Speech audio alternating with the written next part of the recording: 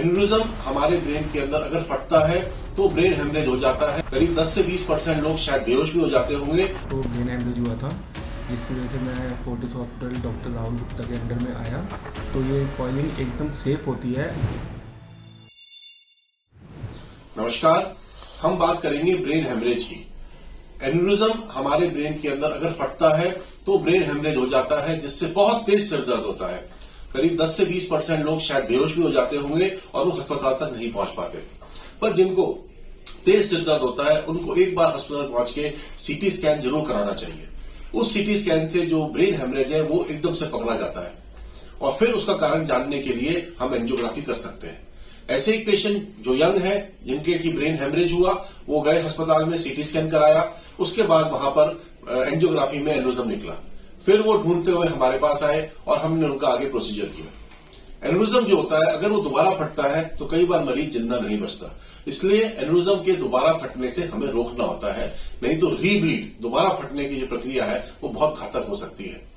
इसको ट्रीट करने के बहुत सारे मेथड हैं, क्लिपिंग है, स्टेंट प्लेसमेंट है, कॉइलिंग है।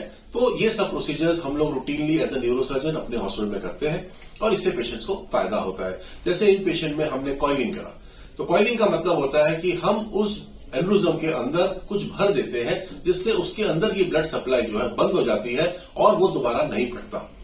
तो बेसिक एम क्या है कि वो दोबारा नहीं फटना चाहिए।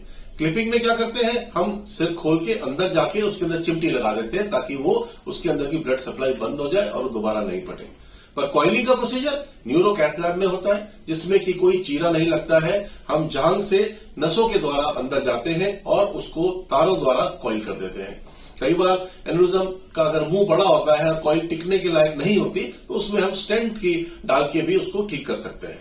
तो इस तरह के प्रोसीजर न्यूरो कैथ लैब में न्यूरोसर्जन्स एक हाई एंड सेंटर में, बड़े सेंटर में रूटीनली कर रहे हैं, जिससे बहुत सारे पेशेंट्स को फायदा हो रहा है। पेशेंट ने अपनी जो एक्सपीरियंस है उसके बारे में इस वीडियो में बताया है, उससे भी आप सलाह कर सकते हैं। नमस्कार, मेरा नाम कपिल बवेजा है और मेरी एज 41 ईयर्स की है। मेरे एक प्रॉब्लम हुई थी आज से 3 महीने पहले। मेरे को ब्रेन हेमरेज हुआ था, जिसकी वजह से मैं Fortis hospital doctor Rahul Gupta के अंडर में आया और मेरे दिमाग के अंदर डॉक्टर साहब ने कॉइलिंग करी, जिसकी वजह से मैं 7-8 दिन यहाँ पे रहा भी।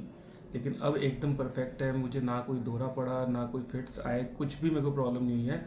तो ये कॉइलिंग एकदम सेफ होती है।